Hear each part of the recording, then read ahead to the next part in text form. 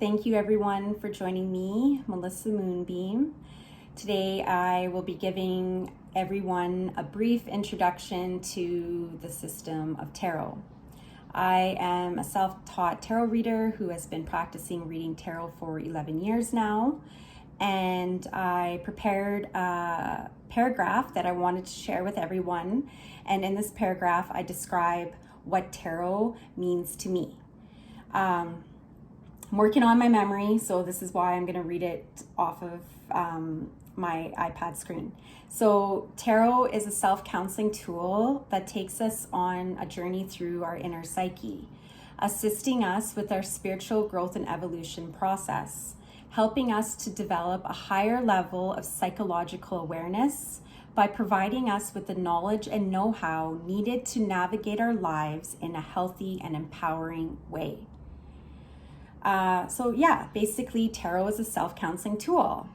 There are 78 cards, and these 78 cards are separated into two groups. The first group holds 22 cards, and these cards are known as the major arcana, and they represent our major life themes, significant life events. These cards are known as trump cards. So when we receive many major arcana in a reading, this indicates that the energy is unlikely to go back to the old way. There's going to be a massive shift, and you're not going to be able to go back. Okay, so the 56 minor arcana represent our day-to-day activities. So this would talk about our relationship to self, our relationships to our love interests, our significant other, family members, friends, peers. They talk to us about our habits, our beliefs, our fears, our insecurities.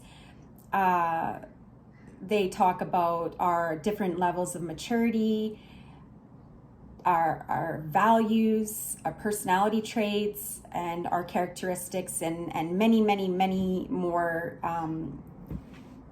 There's many more messages that go beyond that. Tarot is actually quite complicated, and even though I've been reading for over 11 years now, there's still more to be learned. And it's just because as we evolve as a human, we start to have new realizations.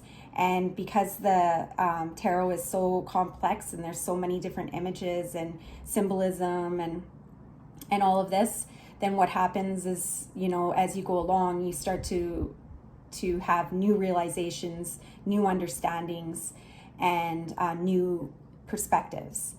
Okay, so I'm gonna talk about the major arcana. So the major arcana begins with the Fool. So as I was saying, there are 22 cards, and the first card doesn't begin with 1. The first card, which is the Fool, begins with the number 0. So 0 represents the never-ending journey, the never-ending cycle. To me, it represents a portal. So the Fool jumps into the unknown. They jump through this portal, they take a leap of faith, and they're trusting. So the Fool represents the human experience. And the Fool goes along their journey, and as they go along, they're introduced to different they are taught different lessons. They're introduced to different people. They undergo multiple experiences that ultimately lead them to becoming their authentic self, to becoming their true self. Okay, so that would be the Fool. And so, for example, the Fool goes along their journey, and then they meet the Magician. So the Magician is one aspect of the Fool. It's basically each individual is a reflection of the Fool. So we already have all of all this information within, but what we're doing is we're bringing it to the surface. And we do this by having different experiences and mirroring energies and learning lessons. So the Fool is me, the Fool is you, and we continue along our path to spiritual growth and development and learning all these lessons. So the Magician is a part within ourselves that teaches us about our spiritual gifts and abilities, specifically to do with manifesting. Then we carry along and we're introduced to the High Priestess. So this is about our going within and accessing information, you know, from a higher, more advanced, deeper spiritual, I don't know. But anyways, we're just going to continue going on. It's like I said, it's complicated. And so here, the Empress, which is the divine feminine. So I am divine feminine. The Emperor, I am divine masculine. We are both masculine and feminine. Then we have the Hierophant. So this is talking about the patriarchy. That's what it means to me. That's another thing, is like, you, as you go along and you're studying, there's going to be certain cards that you're going to start to relate to in your own personal way, and that's okay.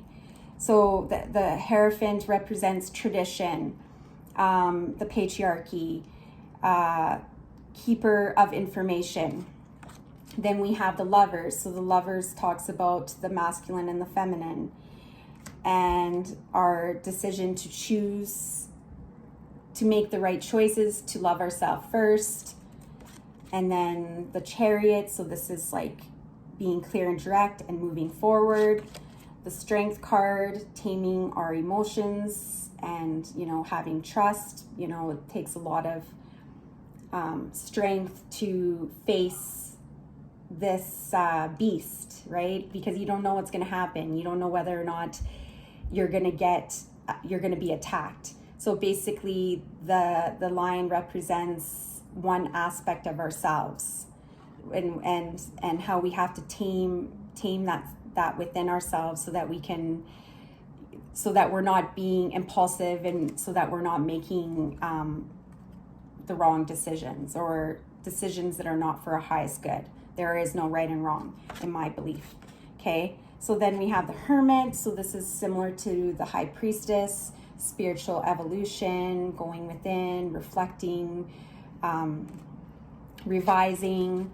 The Wheel, so this is about change. The Justice card, cause and effect, equilibrium. The Hanged Man, taking a pause, preparing to make a decision, looking at things from multiple perspectives. The Death is about letting go, transformation. The Temperance is about harmony, peace, rejuvenation. The Devil, codependency, addiction. The Tower is when, you know, it's like this, when things come to an end, like it's an abrupt end and you're left in ruins and you're just like, what happened? Like, you know it's coming, but then out of the blue it just happens and you're kind of like left in shock. But then we're being guided to have faith, we're being guided to trust, and that's what, to have hope, and that's what the Star card represents. So as you go along, like, we have the ebb and flow. So we're having like this devastating event, but then we're being guided to have faith, to trust. And then here we have the Moon. So this is about going within and you know, keeping your feelings secret. Reflection.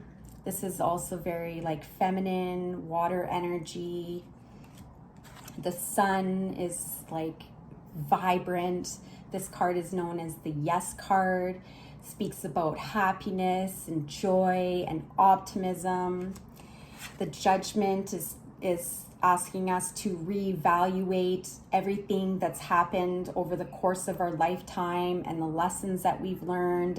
And basically, the judgment is when we prepare ourselves to complete this cycle. And like, to me, it's like represents preparing for a reincarnation.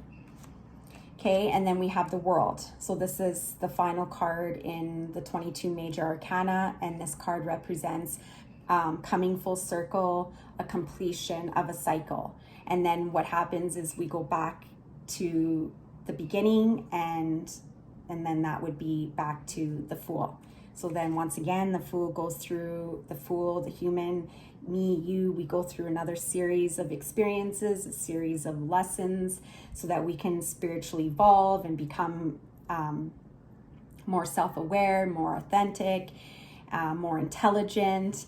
Like, it's super, super complex, but like I'm passionate about it, and that's why I'm here, and that's why I'm sharing with you this information. All right, so now we have the 56 minor arcana, and so there are 4 suits. So the 56 cards are separated into 4 suits. The first suit is the swords. So we have swords, which is our mental process, cups, which is our emotional processing, our pentacles, which is our physical world, and wands, which is our spiritual world. Okay, so here's an example. 56 cards that are further separated into 4 groups. So each group holds 14 cards. So 14 swords, 14 cups, 14 pentacles, and 14 wands. So on top of each of the 14 cards, they're numbered from 1 to 10. And then after the 10, we have the court cards. So the court cards represent our relationships, our interactions, the various styles of communication, our maturity level. So basically we have the page, the knight, the queen, and the king. All right, so once again, 14 swords, 14 cups, 14 pentacles, and 14 wands. Similar to a regular deck of playing cards. So each suit has 1 to 10, and then on top of that, there are 4 court cards: pages, knights, queens, and kings. I think that I'm going to leave it at that for now. I hope that you found this helpful, and I'm going to keep making more of these. And let me know if you have any specific questions, or yeah, let me know. Like, just interact with me. Okay, so it's super, super, super hot in my room right now, and I'm kind of foggy and a little bit like so, but I made it through. I did it, and I'm so proud of myself, because, like, you know, there's certain things in our lives that we just have to push through, even if you have those fears or, you know, those insecurities, and you just don't know where to begin, and it's like all this confusion. So that's kind of like what I've been experiencing as part of my lessons. So I appreciate everyone who stayed through this whole entire video, and slowly but surely, you know, for those of you who are open to learning, I hope that I can be of support, and that I can be a great teacher. So anyways, once again, thank you so much, and I love you all, and we'll talk to you soon.